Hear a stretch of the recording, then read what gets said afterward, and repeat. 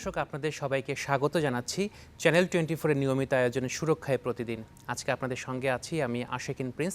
আজকে আমরা আলোচনা করব করোনা ভাইরাস, বিশ্ব পরিস্থিতি এবং বাংলাদেশ এই আলোচ্য বিষয়বস্তু নিয়ে। এবং এই বিষয়ে কথা বলতে আমাদের সঙ্গে ভার্চুয়ালি যুক্তরাষ্ট্র থেকে উপস্থিত থাকবেন যুক্তরাষ্ট্রের ইন্ডিয়ান ইউনিভার্সিটি হাসপাতালে ক্লিনিক্যাল সহযোগী অধ্যাপক এবং বক্ষব্যাধি বিশেষজ্ঞ ডক্টর তাসবিরুল ইসলাম। ডক্টর তাসবিরুল ইসলাম, আপনাকে স্বাগত আমাদের অনুষ্ঠানে। ধন্যবাদ। ডক্টর তাসবির, প্রথমেই আপনাকে জানতে চাচ্ছি যে এখন পর্যন্ত বিশ্বে করোনা ভাইরাসে মারা গেছেন 8 লাখের বেশি এবং আক্রান্ত হয়েছেন 2 কোটিরও বেশি, এবং প্রতিদিনই এই ভাইরাসে বিশ্বের বিভিন্ন প্রান্তের বিভিন্ন দেশের মানুষ আক্রান্ত হচ্ছেন, মারা যাচ্ছেন। বৈশ্বিক পরিস্থিতি বিবেচনায় আপনি এটাকে কিভাবে বিশ্লেষণ করবেন? ধন্যবাদ। কোভিড-19 বয়সটা হচ্ছে এখন 8 মাস। ডিসেম্বর থেকে যদি আমরা ধরি, এটা ডায়াগনোসিস করা হয়েছে। এই 8 মাসে আমরা প্রায় 8 লক্ষ লোককে হারালাম এবং প্রায় ওভার 2 কোটি মানুষ এফেক্টেড। শুধু আমেরিকাতেই 5.6 মিলিয়ন এফেক্টেড, মারা গেছে প্রায় 1,75,000। তো অনেক। এখন এই কোভিডটা কিন্তু বাড়ছে, এখনো কিন্তু কমছে না। ডেথ রেটটা কমছে কারণ আমাদের এফেক্টিভ ট্রিটমেন্ট আছে, কিন্তু আমাদের কিন্তু সংক্রমণের সংখ্যা কিন্তু বেড়েই যাচ্ছে। যেমন একটা স্ট্যাটিস্টিক যদি দিই, এখন আমেরিকাতে এখন প্রতিদিন আমরা 45 থেকে 50,000 মানুষ ডিটেক্ট করছি করোনা ভাইরাসে ওরা, এবং এখনও কিন্তু 1,000-এর বেশি মানুষ মারা যাচ্ছে প্রতিদিন। আবার আমরা যদি স্পেন, ইটালিতে দেখি, যাদের লংগেস্ট লকডাউন ছিল, তারপর লকডাউন খুলে দেওয়ার পর 700-800 করে প্রতিদিন তারা কেস পাচ্ছে, নতুন কেস। মারা যাচ্ছেও যেমন 100, গতদিন স্পেনে মারা গেছে 120 জনের মতন। তো আমি বলবো যে এখনো ইন রাইজ, এখনো আমরা ফার্স্ট ওয়েভই আছি, আমরা সেকেন্ড ওয়েভে আসতে পারি নাই। আর 3 নম্বর হচ্ছে আমরা এখনো আমাদের যে এফেক্টিভ ট্রিটমেন্টের কথা বলি বা ভ্যাকসিনের কথা বলি, সেটা থেকে আমরা অনেক দূরে আছি। আপনি বলছেন সংক্রমণের সংখ্যা বাড়ছে, কিন্তু আমরা যদি দেখি ইউরোপিয়ান কান্ট্রিতে এবং ইভেন ইউএসএতেও বিভিন্ন শিক্ষার প্রতিষ্ঠান খুলে দেওয়া হয়েছে, বিভিন্ন রেস্টুরেন্ট খুলে দেওয়া হয়েছে, অবাধে সবাই যাতায়াত করছে। তাহলে এই ডিসিশনটা কেন নেওয়া হলো?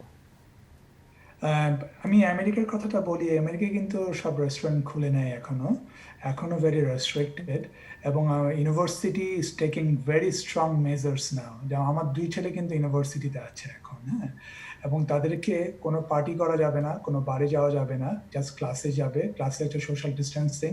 এবং এর জন্য গতকালকেই 2 ইউনিভার্সিটি থেকেই, আমাদের পার্ডু, আমার পাশে ইউনিভার্সিটি, এবং ইন্ডিয়ান ইউনিভার্সিটি থেকে প্রায় 40 জন স্টুডেন্টকে স্যাক করা হয়েছে, সাসপেন্ড করা হয়েছে, কিন্তু ওরা পার্টি করতে গেছিল। So they are very monitoring very closely. তারা এখন ক্লাসটা শর্টও করে দিচ্ছে। আগে যেমন অগাস্ট থেকে হতো ডিসেম্বর পর্যন্ত, এখন করবে হচ্ছে অগাস্ট থেকে নভেম্বর পর্যন্ত, মাত্র 3 মাস, 3.5 মাস ক্লাসটা চালাবে ওরা। So they're taking all the measures, they're monitoring very closely, এবং স্ট্রিক্ট মেজার্স। যারা আইন লঙ্ঘন করবে তাদেরকে সাসপেন্ড করে দিচ্ছে স্ট্রেট। তারপর ওরা দেখবে, যদি দেখি খারাপ হচ্ছে, নিশ্চয়ই ওরা মেজার নেবে, নিশ্চয়ই সেকেন্ড প্ল্যান, থার্ড প্ল্যান আছে, প্ল্যান বি, প্ল্যান সি আছে। তো স্যার, বাংলাদেশের কথা যদি আমি বলি, বাংলাদেশে গতকাল পর্যন্ত এই ভাইরাসে আক্রান্ত হয়েছে 2,92,000-এর বেশি এবং মারা গিয়েছে গতকাল পর্যন্ত 3,907 জন। এমন পরিস্থিতি বাংলাদেশের মানে সংখ্যাগত দিক থেকে আপনি কিভাবে বিশ্লেষণ করবেন? প্রথমত হচ্ছে, বাংলাদেশে যদি আমরা টেস্ট পজিটিভিটি দেখি, যতগুলি টেস্ট করা হচ্ছে তার মধ্যে কতটা পজিটিভ। যেমন বলা হচ্ছে এখন লেটলি করা হচ্ছে 11,000 থেকে 12,000 টেস্ট পার ডে, এবং তার থেকে যেমন প্রায় 2 থেকে 2,500 মানুষ পজিটিভ হচ্ছে। তার মানে 20% থেকে 21% পজিটিভ হচ্ছে। That is a very high case positivity rate, very high. It has to be, মানে আমরা তখনই বলবো আমরা কন্ট্রোল করছি যখন এটা case positivity rate 5% or below হয়। সেখানে আমরা কিন্তু 20%-এর উপরে আছি। ডেথ রেট আমাদের বাংলাদেশে কম, দ্যাটস ট্রু, 1.2, 1.3%। যেটা আমি বলবো একটা কারণ হচ্ছে ইয়াং জেনারেশন, কারণ আমাদের 65 ইয়ার্স অ্যান্ড ওভার পপুলেশনের সংখ্যা মাত্র 6-7% অফ দ্য টোটাল পপুলেশন। সেটা একটা ব্লেসিং আমাদের। আর 2 নম্বর ব্লেসিংটা হচ্ছে আমার কাছে মনে হয় যে ইমিউনাইজেশন যেটা বাচ্চারা পেয়েছে, আমরা যে ভেরি স্ট্রং ইন ইমিউনাইজেশন, সেটা হয়তো আবার হেল্প করছে আমাদের to get the severe disease. আর নাম্বার 3 হচ্ছে, আরেকটা বলবো, একটু আন্ডার রিপোর্টেডও। কারণ হচ্ছে আমরা যেটা বলছি 1.2 বা 1.3% ডেথ রেট, এটা হয়তো বা একটু বেশি আসলে। কারণ হচ্ছে আমরা অনেক টেস্ট যারা মারা যাচ্ছে তাদের কিন্তু টেস্ট করছি না, জানিও না আসলে তারা কিভাবে মারা যাচ্ছে। যেমন স্পেন একটা রিপোর্ট করলো সেদিন, ওরা ডকুমেন্টেড বলা হয়েছে 28,000 লোক মারা গেছে সোফা, 28 থেকে 29,000, কিন্তু ওরা বলছে আসলে এই নাম্বারটা আসলে অ্যারাউন্ড 45,000, বাকিগুলি ডকুমেন্ট করা হয়নি। সো আমি সেটা বাংলাদেশের ক্ষেত্রে একই প্রযোজ্য, যেটা বলা হচ্ছে তার চেয়ে হায়ার আমি বলবো ডেথ রেট, কিন্তু তারপর আমি বলবো অন্যান্য দেশের থেকে, ওয়েস্টার্ন কান্ট্রি থেকে ডেথ রেটটা কম। তো স্যার, বাংলাদেশের সংক্রমণের হার 20%-এর বেশি বলা হচ্ছে। তো এমন পরিস্থিতিতে আমরা দেখতে পাচ্ছি যে অবাধে সবাই চলাচল করছে, দেশে গণপরিবহন চলছে, সবাই শপিং কমপ্লেক্সে যাচ্ছেন, শপিং করছেন, ঘুরছেন, অনেকে মাস্ক পরছেন না। তো এই পরিস্থিতিটাকে আপনি কিভাবে ব্যাখ্যা করবেন? আসলে ব্যাপারটা কি যে এখানে গভর্নমেন্ট, পাবলিক অ্যান্ড প্রাইভেট যে কোলাবোরেশন, এখানে কোনো কোলাবোরেশন নাই আসলে। এখন গভর্নমেন্ট যদি বলে, দায়িত্বশীল মানুষ যদি বলে যে আমাদের করোনা ভাইরাস চলে যাচ্ছে, আমাদের হয়তো বা ভ্যাকসিন লাগবে না, আমরা হচ্ছে সক্ষম হয়েছে কন্ট্রোল করতে, এই যে আত্মতুষ্টির ভুগে, তাহলে আমি অ্যাজ এ পাবলিক আমি তো বলবো আরে গভর্নমেন্টের একটা দায়িত্বশীল গুলো বলছে তো ঠিকই আছে, আমি তো ভালোই আছি, তাহলে আমার তো পড়ার দরকার নেই। প্রাইভেট সেক্টরও যে গভর্নমেন্টের সাথে বা পাবলিকের সাথে কাজ করবে সেটাও হচ্ছে না। এই যে কোলাবোরেশনের যে বিশাল একটা অভাব, আইইডিসিআর বলেন, ডিজি হেলথ বলেন, মিনিস্ট্রি অফ হেলথ বলেন, প্রাইভেট হসপিটালস বলেন, জনগণ বলেন, কারোর সাথে কারো কোলাবোরেশন নেই। তো সেই জন্য আমার মনে হয় we have to pay A price. আমরা একটাইতে খুবই মানে আল্লাহ আমাদেরকে ভালো রাখছে, সেটা হচ্ছে ইয়াং জেনারেশন বলে বেঁচে যাচ্ছি, কিন্তু কিন্তু আমরা যে এই যে বলছি প্রতিদিন 35 থেকে 40 জন মারা যাচ্ছে, এটাও কেন মারা যাবে কেন, তাই না? এটা তো আমরা প্রিভেন্ট করতে পারতাম আসলে, এই 40 জন মানুষ যেন না মারা যায়। ইয়াং আজকে ডাক্তার প্রায় 80 জন ডাক্তার মারা গেছে, আজকে প্রায় 2,500 ডাক্তার নার্স এফেক্টেড হয়েছে। তো এগুলি তো নট রাইট, রাইট? তো আমার মনে হচ্ছে যে আমাদের ইনফরমেশনগুলি ঠিক দেয়া হচ্ছে না, মিস ইনফরমেশন, আত্মতুষ্টিতে ভুগছি। আমাদের স্প্যানিশ ফ্লু থেকে শিক্ষা নিয়ে যদি আমরা বলতাম যে 2 বছর আমাদের এইভাবে চলতে হবে, we have to be very strict and we have to follow all the rules and regulation until we get vaccine and treatment. আমাদের মাস্ক পরা, তারপর হচ্ছে হ্যান্ড ওয়াশিং, সোশ্যাল ডিস্টেন্সিং। যেমন আজকে ইটালিতে বলে দিচ্ছে বা স্পেনে বলে দিচ্ছে যে মাস্ক পরাটা মাস্ট, মাস্কটা পরতেই হবে টু গো আউট। অথবা কানাডাতে দে আর ফাইনিং পিপল, প্রায় $400-500 করে একটু ফাইন করছে যদি ওরা মাস্ক না পরে ইন পাবলিক প্লেস। তো সেভাবে আমাদের কিন্তু আসলে আমাদের হতে হবে, we have to be very vigilant, don't give up. Sir, বাংলাদেশেও তো মাস্ক পরা বাধ্যতামূলক করা হয়েছে, কিন্তু ফাইনটা অথবা জরিমানাটা ওইভাবে করা হচ্ছে না। তো এখানে কি কত ল্যাকিংস রয়েছে, মানে সরকারি পর্যায় থেকে যে জরিমানা করা হচ্ছে না? অবশ্যই, কারণ আমি তো বাংলাদেশ থেকে কেবল আসলাম, আমি এক মাস প্রায় বাংলাদেশে ছিলাম, পুরা এই 9 তারিখে আমি দেশ থেকে বাংলাদেশ থেকে ব্যাক করলাম। আমি তো দেখছি there is no strict rule, কেউ মাস্ক পরছে, কেউ মাস্ক পরছে না, কেউ মাস্ক মাথার উপর রাখছে, কেউ থুতনির নিচে রাখছে। তো কারো কোনো মাস্ক পরা, আমি একটা জিনিস দেখেছি, শুধু একটা হসপিটালে আমি ছিলাম অনেকদিন, আমার আম্মা অসুস্থ ছিল বলে, ইউনাইটেড হসপিটাল, নামটা বলেই ফেললাম আমি। সেই হসপিটাল দেখলাম they are very strict about wearing mask. প্রত্যেকটা ডাক্তার নার্স মাস্ক ছাড়া আমি দেখি নাই আসলে তাদেরকে। কিন্তু ইন পাবলিক প্লেসে আমি দেখলাম, আমি মসজিদে গেলাম একবার 2বার, তারপর হচ্ছে কারণ হচ্ছে আমার যেতে হয়েছিল দোয়া করার জন্য, আমার আম্মা চলে গেছেন। তো তারপর আমার কবরস্থানে যেতে হয়েছে, দেখলাম মাস্ক পরাটা কাউকে দেখি না, যারা কবর খুঁড়ছে তারাও মাস্ক পরছে না। সো আমি বলবো যে এই অ্যাওয়ারনেসটা নাই বাংলাদেশে। তার উপরে গভর্নমেন্ট যদি এটাকে এমফাসিস না করে, তাকে যদি বলে করোনা চলে যাচ্ছে, তাহলে তো ওরা আরো ভাববে যে করোনা তো চলেই গেল, আর তো দরকার নাই আমার। স্যার, আমি স্প্যানিশ ফ্লু দেখেছি, হিস্ট্রি বলছে যে স্প্যানিশ ফ্লু সেকেন্ড ওয়েভ এসেছিল এবং সেকেন্ড ওয়েভে মূলত বেশি মানুষ মারা গিয়েছিল।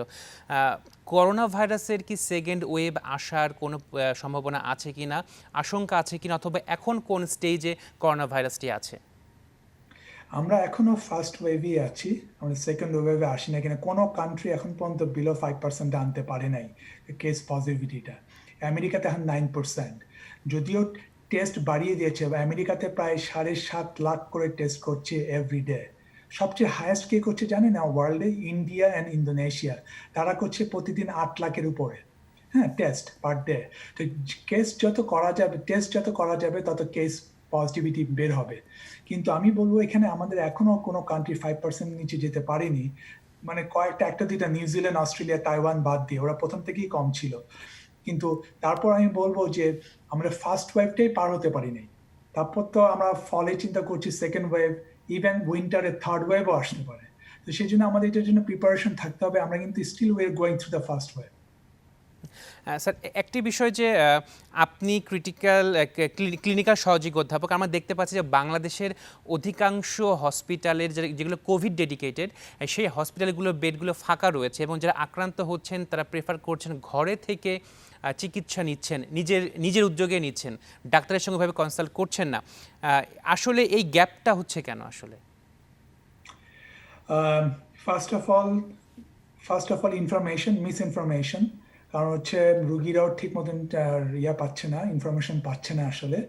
এবং বাংলাদেশের একটি ব্যাপারটা কি, ইজিলি অ্যাভেলেবেল তো সব মেডিকেশন, আপনি দোকানে যাবেন, চাবেন, কিনে ফেলতে পারবেন, কোনো রেগুলেশন নাই। তো সেই জন্য আপনার ডাক্তারকে লাগে না, ডাক্তারের প্রেসক্রিপশন লাগে না, আপনি নিজেকে নিজে ট্রিটমেন্ট করবেন। দ্যাট ইজ সাংঘাতিক একটা আত্মঘাতী একটা প্রসেস। তো আমি বলবো যে এই রুলস এন্ড রেগুলেশন মিসইউজ হচ্ছে। মানুষ অক্সিজেন কিনতে পারে উইদাউট প্রেসক্রিপশন, মেডিকেশন কিনতে পারে উইদাউট প্রেসক্রিপশন। বন্ধু বান্ধব ভাই বোন যা বলে তাই, তারা সবাই ডাক্তার বাংলাদেশে, এটা একটা মুশকিল হয়ে যাচ্ছে, সবাই ওনারশিপ নিয়ে নিচ্ছে। তো আমি বলবো যে এটার দায়িত্ব হচ্ছে ডাক্তার সমাজ, এটার দায়িত্ব হচ্ছে মেডিকেল সোসাইটি, এটার দায়িত্ব হচ্ছে গভর্নমেন্ট, এটার দায়িত্ব হচ্ছে প্রাইভেট সেক্টরকে এগিয়ে এসে বুঝাতে হবে, don't do this is could be detrimental and could be fatal. তো আমার কাছে মনে হয় রুলস অনুযায়ী আজকে যদি ওষুধ না পেতাম, আমি যদি আইভারমেকটিন, ডক্সিসাইক্লিন, তারপর ওই ব্লাড থিনার, অক্সিজেন না পেতাম, তাহলে কিন্তু আমার ডাক্তারের কাছে যেতেই হতো। কিন্তু আমি তখন বাইপাস করতে পারছি ডাক্তারকে, কেন I can get all the medications with my, মানে আমি নিজেই পেয়ে যাচ্ছি। সিস্টেমের একটা মিসম্যানেজমেন্ট আছে আপনি বলছেন। চরম। ডক্টর তাসবির আমাদের সঙ্গেই থাকুন, বিরতির পর ফিরে এসে আমরা আপনাদের সাথে এই বিস্তারিত এই বিষয়ে আরও কথা বলবো। দর্শক, সময় হলো একটি বিরতির পর ফিরে এসে আমরা আবারও কথা বলবো সুরক্ষায় প্রতিদিন অনুষ্ঠানে।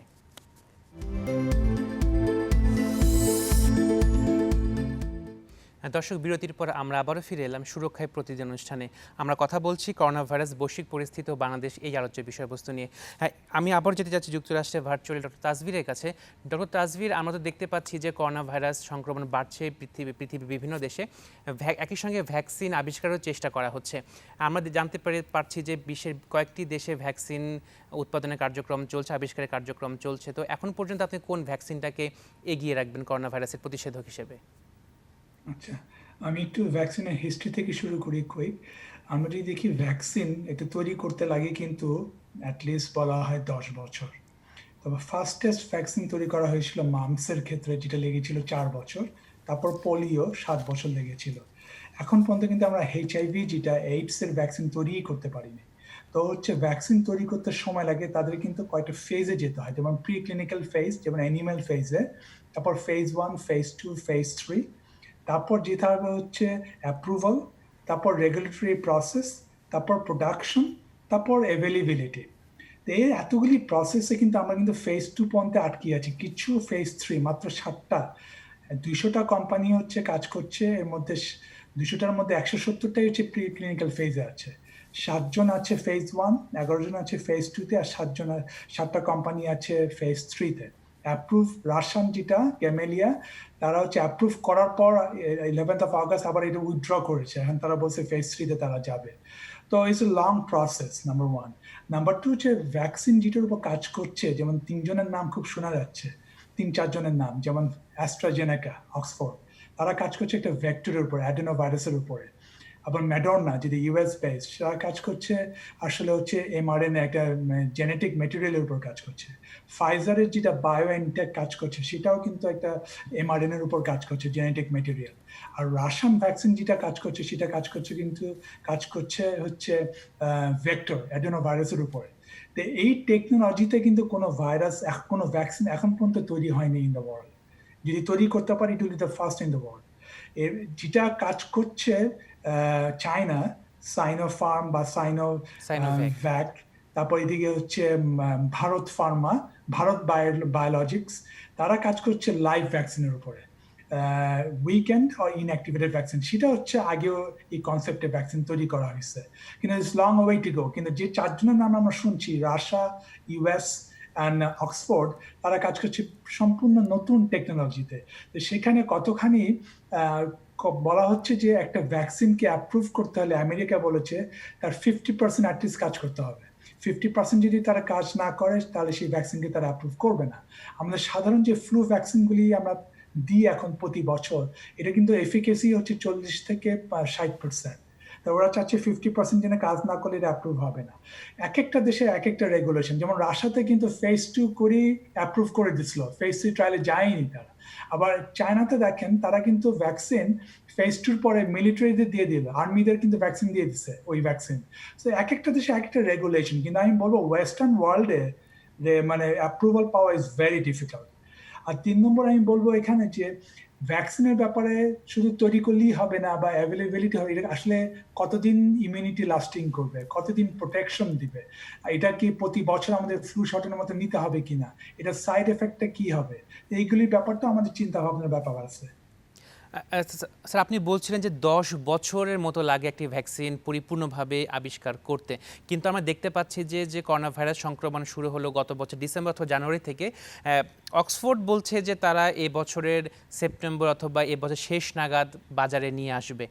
আসলে কি স্যার সম্ভব এই সময়টাতে?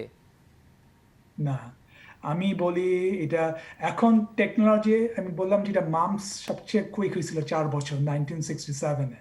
এখন টেকনোলজি অনেক ইমপ্রুভ করছে, দ্যাটস ট্রু, কিন্তু হয়তো বা 4 বছরের জায়গায় 2 বছর লাগবে। কিন্তু তারপর আমরা তো নতুন টেকনোলজির উপর কাজ করছি। এই যে ভ্যাকসিনগুলি যেটা অ্যাস্ট্রাজেনেকা করছে, অক্সফোর্ড বা ম্যাডর্না বা বায়োএনটেক, ফাইজার, এগুলো নতুন টেকনোলজির উপর কাজ করছে। তার শুধু তৈরি করলেই তো হবে না, এটা এফিকেসিটাও দেখতে হবে, প্রোডাকশনে যেতে হবে, অ্যাভেলেবিলিটি হতে হবে, রেগুলেটরি প্রসেসে they have to go through the regulatory process. আমার কাছে মনে হচ্ছে যদি আমরা খুবই লাকি হই, খুবই আল্লাহ যদি আমাদের সহায় হয়, তারপরও মিডল অফ নেক্সট ইয়ারের আগে আমরা পাবো বলে মনে হয় না। স্যার, অনেকে বলছেন যে রাশিয়া এবং চায়না যে ভ্যাকসিনটা আবিষ্কারের প্রক্রিয়া চলছে, সেই রাশিয়া এবং চায়নার ভ্যাকসিনটা টি সেল তৈরি করতে পারে না, কিন্তু আপনার অ্যাস্ট্রাজেনিকা, মডার্না অথবা ফাইজার এই তিনটে ওষুধ হয়তো বা টি সেল তৈরি করতে পারে। আসলে টি সেলটা গুরুত্বপূর্ণ কেন ভ্যাকসিনের ক্ষেত্রে? আম, যেটা হচ্ছে ইয়া কাজ করছে, রাশিয়া যেটা কাজ করছে সেম টেকনোলজিতে কিন্তু অক্সফোর্ডও কাজ করছে, তাদের কিন্তু একই কনসেপ্ট, ভেক্টর ভাইরাস দিয়ে কাজ করছে, ভাইরাস ভেক্টর দিয়ে অ্যাডেনো ভাইরাসের উপরে। তো টেকনোলজি ইজ দ্য সেম। এখন টি সেলটা কি, যে আমাদের টি সেলটা হচ্ছে রিকগনাইজ করে ভাইরাসকে, এবং এটা মেমোরিতে থাকে অনেক দিন। আমি যদি টি সেলকে যদি অ্যাক্টিভেট করতে পারি এবং তাদেরকে যদি চেনাতে পারি কোন ভাইরাস কোনটা, তাহলে লং লাস্টিং ইমিউনিটি দিবে আমাকে। হ্যাঁ, নট লাইক 1 বছর, আমার হয়তো বা ভ্যাকসিন লাগবে লাইক এ পোলিও, প্রতি 10 বছর পর পর ভ্যাকসিন লাগবে, rather than every year. So টি সেল যদি আমরা টি সেল যদি রিকগনাইজ করতে পারে ভাইরাস, আমি মনে করি লং লাস্টিং ইমিউনিটি দেওয়া সম্ভব।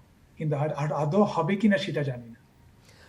স্যার, বাংলাদেশে করোনা ভাইরাসের ভ্যাকসিন চায়না ট্রায়াল দিতে চেয়েছিল, সরকার হয়তো বা এখন ওইভাবে বিষয়ে কোনো সিদ্ধান্ত নেয়নি। ভারত থেকে বলা হয়েছে যে ওখানে যদি উৎপাদন হয় তাহলে বাংলাদেশে অগ্রাধিকার পাবে।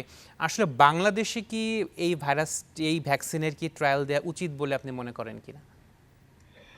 আম, আমার মনে হয় ট্রায়ালে তো যাওয়া উচিত, কারণ হচ্ছে ইউএসএ তে প্রায় প্রতিটা 4-3টা কোম্পানিকে যে ইউএস অ্যাপ্রুভ করেছে, ম্যাডর্না, অ্যাস্ট্রাজেনেকা অ্যান্ড ফাইজার, তাদেরকে প্রত্যেকটা কোম্পানিকে 30,000 করে ভলেন্টিয়ার দেওয়া হয়েছে। প্রায় 1 লাখ লোক কিন্তু ভলেন্টিয়ার হয়েছে two go through the trial. তো বাংলাদেশ কেন করবে না? অবশ্যই, কিন্তু তার জন্য একটা রেগুলেশন দরকার, বিএমআরসির একটা পারমিশন দরকার হবে, তারা রুলস অ্যান্ড রেগুলেশন ফলো করবে। তারপর হচ্ছে এখানে ফুড অ্যান্ড ড্রাগ অ্যাডমিনিস্ট্রেশন যেটা আছে বাংলাদেশ, সেটা অ্যাপ্রুভ করবে। সেখানে কোনো পলিটিক্স চলবে না, ওখানে কোনো অন্য কিছু আনএক্সপেক্টেড জিনিস চলবে না। যদি রুলস অ্যান্ড রেগুলেশন মেনে চলে, আমার মনে হয় ওয়াই নট, বাংলাদেশ পার্টিসিপেট করা উচিত ইন দ্য ট্রায়াল। স্যার, যেখান থেকেই ভ্যাকসিন প্রথমে আবিষ্কার হোক না কেন, বাংলাদেশ এই ভ্যাকসিনটি দ্রুত পাবার ক্ষেত্রে সরকারের পক্ষ থেকে কি কি উদ্যোগ গ্রহণ করা উচিত, অথবা কি কি কি উদ্যোগ নিয়েছে আপনার কোনো চোখে পড়েছে কিনা? 1 নম্বর হচ্ছে যে যেটা চাইনিজ ট্রায়ালটা ছিল, যেটা বন্ধ হয়ে গেল, যেটা এটা কন্টিনিউ করতে পারতো বা ওপেন করতে, তাহলে একটা এভিনিউ ওপেন হতো। কিন্তু চায়না কিন্তু তখন অবশ্যই বাংলাদেশকে ভ্যাকসিনটা দিত যদি এটা কাজ করতো, কিন্তু যেহেতু ট্রায়ালটা চালানো হয়েছে। আবার ইন্ডিয়া এখন চেষ্টা করছে, ইন্ডিয়াতে কিন্তু is one of the largest vaccine producing country. Serum Institute of India, যেটা সেটা ওয়ান অফ দ্য লার্জেস্ট, ওরা 3টা ভ্যাকসিনের উপর কাজ করছে, মানে প্রোডাকশনের উপর কাজ করছে। এর মধ্যে one of them is AstraZeneca. তো এখন যদি ইন্ডিয়ার সাথে তারা পার্টনারশিপে যায়, যে ইন্ডিয়া যে প্রোডাকশন দিবে ভ্যাকসিনের, তার কিছুটা বাংলাদেশ পাবে। তো এই যে বায়োল্যাটারাল রিলেশনটা ইজ ভেরি ইম্পর্টেন্ট। শুধু ইন্ডিয়া বা চায়নার উপর নির্ভর করলেও হবে না, তাদের অন্য দেশের উপরেও, ইনক্লুডিং WHO, এদেরকেও ইনভলভ করতে হবে। কিন্তু গতবার মনে আছে কিনা জানি না, সার্স ভাইরাস বা H1N1 কিন্তু থার্ড ওয়ার্ল্ড কান্ট্রি ভ্যাকসিন পায়নি, কারণ হচ্ছে সব ডেভেলপ কান্ট্রি নিয়ে নিছে। এবং পরে WHO ফাইট করে 10% নিয়ে আসছিল ওদের জন্য। কিন্তু ওই এক্সপিরিয়েন্সটা কাজে লাগিয়ে এখন ওদের সাথে যারা ওয়ার্ল্ড হেলথ অর্গানাইজেশন বলেন, অন্য যেগুলি ইনস্টিটিউটগুলি আছে, তাদেরকে সম্পৃক্ত করে, যারা প্রোডাকশনের আছে ইন্ডিয়া, চায়না, US, তাদেরকেও সম্পৃক্ত করে মেক শিওর করতে হবে যেন বাংলাদেশ ভ্যাকসিন পায়। এটা বসে থাকলে চলবে না। কিন্তু আমরা যদি কমেন্ট পাই দায়িত্বশীল মানুষ থেকে যে আমাদের ভ্যাকসিন লাগবে না, এর আগেই চলে যাবে করোনা ভাইরাস, তাহলে তো এটা খুবই প্যাথেটিক। আচ্ছা, একটি বিষয়, চায়নার যে ভ্যাকসিন, সেখানে ফার্স্ট এবং সেকেন্ড ফেজে যে ট্রায়াল হয়েছে, তার কোনো স্পেসিফিক ডাটা অথবা ইনফরমেশন অনেকের কাছেই নেই। যারা যারা চিকিৎসক রয়েছেন, যারা বিশেষজ্ঞ রয়েছেন, তারা বলছেন যে এই ভ্যাকসিনের প্রমিজিং রেজাল্ট আছে, অনেক পক্ষ বলছেন যে প্রমিজিং রেজাল্ট নেই। এক ধরনের বিতর্ক রয়েছে। তো এই বিতর্কের মধ্যে চাইনিজ কোনো ভ্যাকসিন বাংলাদেশে ট্রায়াল হওয়া উচিত হবে কিনা? চায়না একমাত্র দেশ যারা 3টা সেক্টরেই কাজ করছে। আমি বললাম না, একটা হচ্ছে জেনেটিক ম্যাটেরিয়ালের এগেনস্ট ভ্যাকসিন তৈরি করা যায় কিনা, আর এটা হচ্ছে ভেক্টরকে ইউজ করে, মানে অ্যাডেনো ভাইরাসকে ইউজ করে তৈরি করা যায় কিনা, আর 3 নম্বর হচ্ছে লাইভ, মানে ইনঅ্যাক্টিভেটেড ভাইরাস বা উইকেন্ড ভাইরাসের এগেনস্টে ভ্যাকসিন তৈরি করা যায় কিনা। 3টা কনসেপ্টে কিন্তু একমাত্র দেশ কাজ করছে, সেটা হচ্ছে চায়না। এবং সেই জন্য সে চায়নাকে বাদ দিয়ে চলবে না। আসলে চায়না যদি ট্রায়াল দিতে চায়, আমার মনে we should, as long as they follow the rules and regulation, তাহলে হচ্ছে I don't see any reason why not, they can do the trial. Doctor Tasbir, আপনার কাছে আবারও আসবে বিরতির পরে, আমাদের সঙ্গেই থাকুন। দর্শকের সময় একটি বিরতির পরে ফিরে এসে আমরা আবারও কথা বলবো সুরক্ষায় প্রতিদিন অনুষ্ঠানে।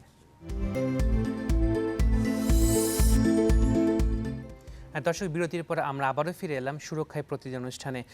আমি আবারও যেতে চাচ্ছি ডক্টর তাসবিরের কাছে। ডক্টর তাসবির, আপনি বলছিলেন যে সংক্রমণ বাড়ছে এবং গতকাল একটি রিপোর্ট প্রকাশিত হয়েছে, বিশেষজ্ঞরা বলছেন যে করোনা ভাইরাস বিশ্বে থেকে যাবে, এর সঙ্গে আমাদের বসবাস করতে হবে। তো এই ক্ষেত্রে আমাদের নতুন লাইফস্টাইল কীরকম হওয়া উচিত বলে আপনি মনে করেন? ধন্যবাদ। আসলে কেস, দুইটা জিনিস এখানে। আমাদের করোনা ভাইরাসের কিন্তু কেস বাড়ছে, that's for sure, no doubt about that. এটা একটা কারণ হচ্ছে আমরা অনেক বেশি, মানে বাংলাদেশ বাদ দিয়ে, বাংলাদেশ এমন একটা কান্ট্রি যে টেস্ট কমিয়ে দিয়েছে, কিন্তু বিশ্বের বেশি দেশে হচ্ছে টেস্টের সংখ্যা বাড়িয়ে দেওয়া হচ্ছে। কারণ টেস্টের সংখ্যা বাড়িয়ে দেওয়ার জন্য কেসও পজিটিভ বেশি হচ্ছে, সেটা একটা কারণ হতে পারে, কেস পজিটিভিটি। কিন্তু at the same time death rate কিন্তু কমে গেছে, দ্যাটস ট্রু। এটা হচ্ছে একটা জিনিস, হচ্ছে আমরা পাবলিক মেজার্সটা ভালো নিচ্ছি। 2 নম্বর হচ্ছে আমরা আগে ভাগে ডায়াগনোসিস করতে পারছি, এখন কিছু ট্রিটমেন্ট দিতে পারছি, যেটা আগে কিছুই দিতে পারতাম না। তো সব মিলিয়ে আমরা হচ্ছে ট্যাকেলটা ভালো হচ্ছে। কিন্তু তা বলে আমাদের বসে থাকলে চলবে না, আমাদের কিন্তু কেস বাড়ছে। কেস বাড়া আর মৃত্যুর হার বাড়া দুইটা ডিফারেন্ট জিনিস। আর কেস বাড়লে মৃত্যুর হার একসময় বাড়বেই, আজ হোক না হলেও কালকে বাড়বে। তো সেই জন্য আমাদের কেসটা কমাতেই হবে। হ্যাঁ, আমাদের কি করতে হবে, যতদিন ভ্যাকসিন না থাকবে, যতদিন আমরা ট্রিটমেন্ট না পাবো, এফেক্টিভ থেরাপি, ততদিন আমাদের কিন্তু স্ট্রিক্টলি মাস্ক পরা, হ্যান্ড ওয়াশিং করা, সোশ্যাল ডিস্টেন্সিং করা, পিপুল এডুকেশন করা, তারপর হচ্ছে হসপিটালকে রেডি রাখা যদি সেকেন্ড ওয়েভ আসে সেটার জন্য ফেস করতে পারে, গভর্নমেন্ট, প্রাইভেট এবং পাবলিক কোলাবোরেশন, তারপর যে মিডিয়া যারা আছেন, বা চ্যানেল 24 যেরকম আছে, তাদেরকেও রোল প্লে করতে হবে টু এডুকেট দ্য সিটিজেন্স। তো এইগুলির উপর কাজ করতে হবে। আরেকটা জিনিস করতেই হবে গভর্নমেন্ট থেকে, test, trace and isolation strategy, এটা করতেই হবে। যত টেস্ট বাড়াবো আমি, তত আমি কেস শনাক্ত করতে পারবো, তাদেরকে 10-14 দিনের বাসার, মানে বলবো যে আইসোলেশনে থাকতে। এটা যদি আমরা করতে পারি, then we can break the virus cycle. আরেকটা জিনিস হচ্ছে আমরা এখানে যে টেস্ট বাড়ানোর জন্য দুইটা জিনিস দরকার, মানে একটা হচ্ছে চিপ হতে হবে, যাতে মানুষ টেস্ট করতে পারে, ইজিলি অ্যাভেলেবল হতে হবে, মানুষ যেন তাড়াতাড়ি টেস্ট পেতে পারে। 3 নম্বর হচ্ছে কুইক হতে হবে, র্যাপিড। এখন যদি আমরা এখানে যে অ্যান্টিজেন টেস্টের কথা বলা হচ্ছে, যেটা যেটা লাগে 45 মিনিট, 30 মিনিট থেকে 45 মিনিট, দাম হচ্ছে অনেক কম দেন RT-PCR থেকে, মলিকুলার টেস্ট থেকে, সেটা একটা। আরেকটা নতুন টেস্ট বের হচ্ছে, E25 বায়োসায়েন্স বা শার্লকস বায়োসায়েন্স কাজ করছে, সেটা হচ্ছে পেপার পেপার স্ট্রিপ টেস্ট।